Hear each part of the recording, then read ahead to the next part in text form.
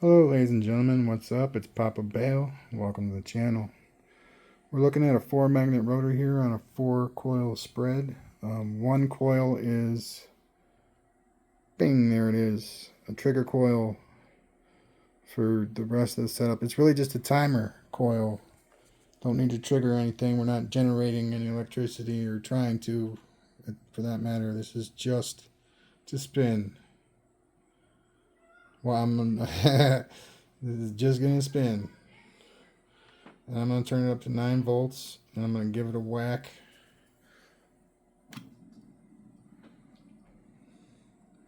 See?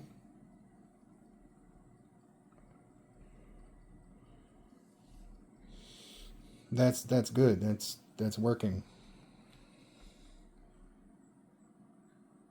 And we got a 20 gauge, 16 gauge, and another 16 gauge. And then the timing coil. And these are oriented in the direction that it's spinning, so I believe that is counterclockwise. See how that works? I'm liable to try it both ways though, with the orientation the way it is and headstrong. I'm gonna try both because I'm pretty sure that although this works, it doesn't work better. It might be pretty close. I don't know exactly what's going to happen. But I will try both of those.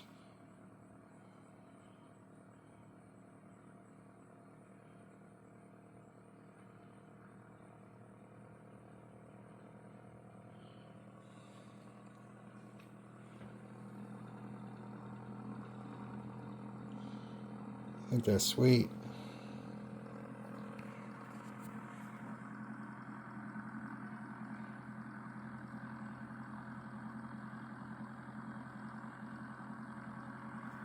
So it's like the mirror image one that I did a while back, where they went like this, and then the mirror image came like this, like a zigzag.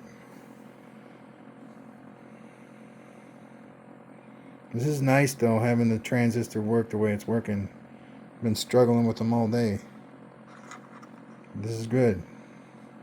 Even if it's not going tremendously fast, we're probably going to get around 800 RPMs.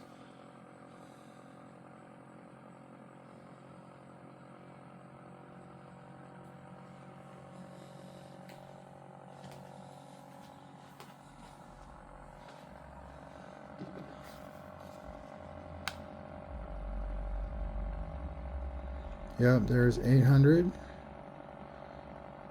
We need to get 36, 700.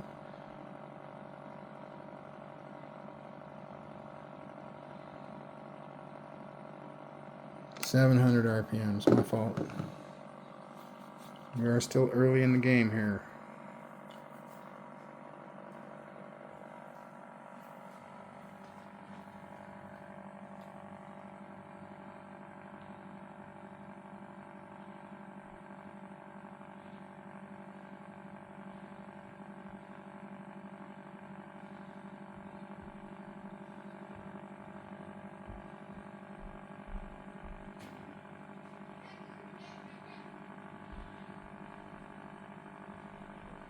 All right, we are at max Q here.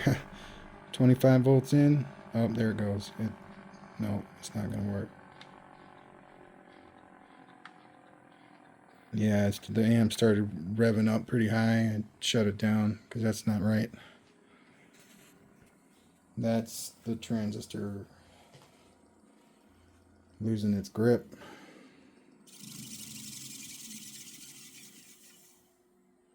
But yeah, it's pretty good.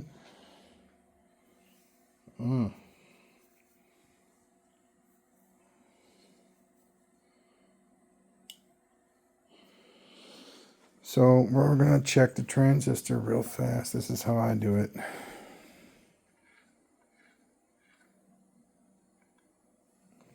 Turn it up to 5. It's not bouncing back and forth. It's good. It's good. It's working at 5.38.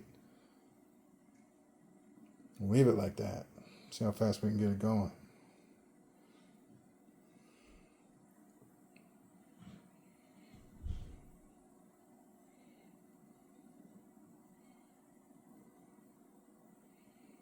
Oh wow, man.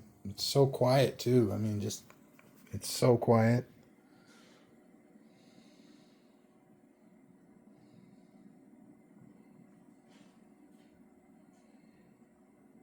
Yeah, so notice how there's no trigger. It's not making any noise. It hasn't been triggered.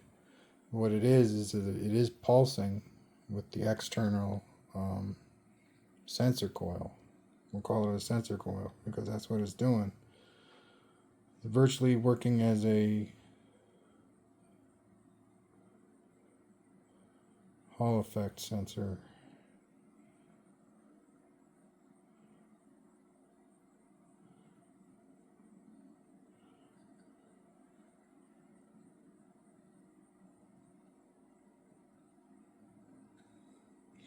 This is 9 volts. We may have blown a transistor like halfway. But it might be good. That's good. That's pretty good. We're going to leave it. Said that already, but now we're really just going to leave it. Because 9 volts is what I usually put it in on. Let's just fire it up at.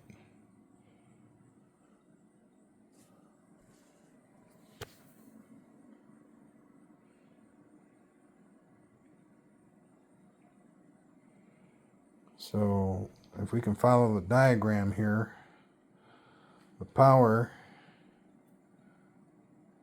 comes in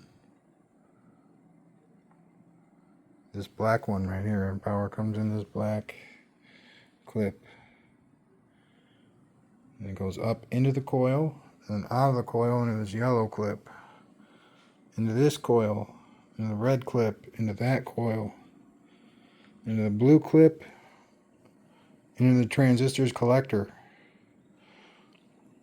And then this coil is hooked to the base of the transistor and grounded as well. Won't work if you don't ground it for some reason.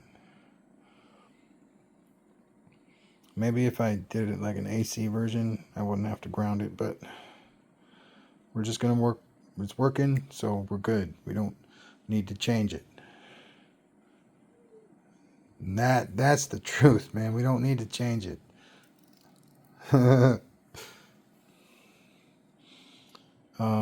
And then the emitter, so when the base is triggered by this coil, it'll open up the gate, basically, and then the collector and the emitter will be connected.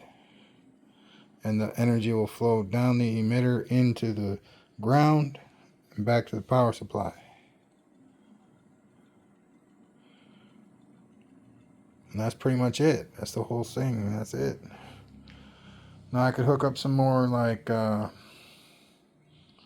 SG style stuff with diodes and lights. I've got some of that stuff just lying around here. But honestly, I'm not going to hook up anything else right now. So I don't need to do that.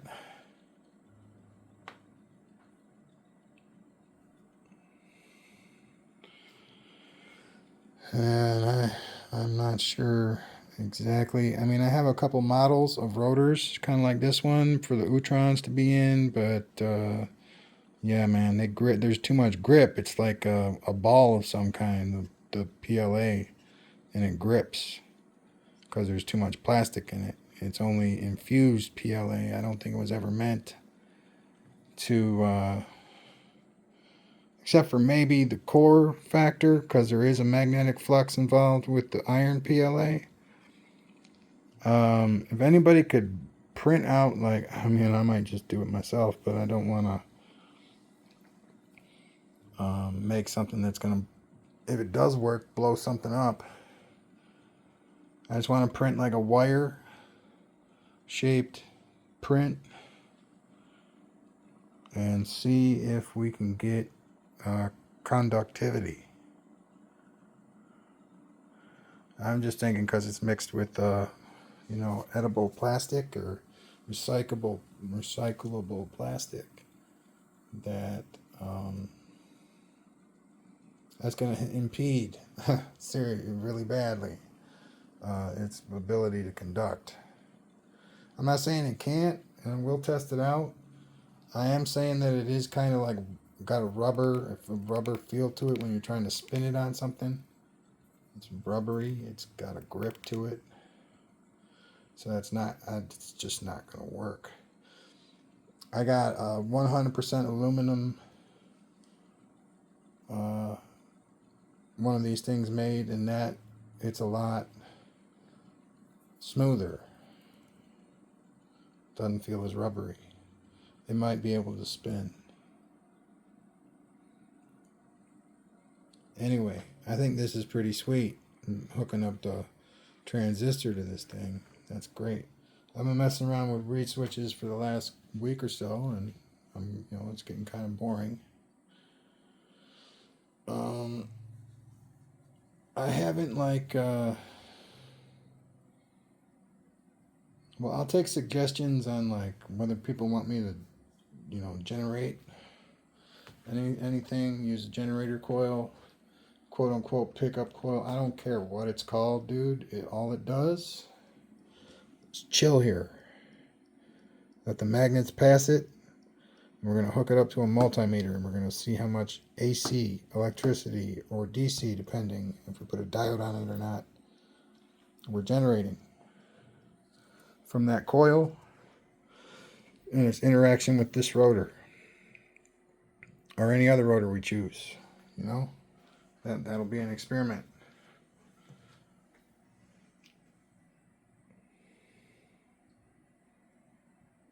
All right. Well, thank you very much. Peace out. Have a great night. Please subscribe. Bye now.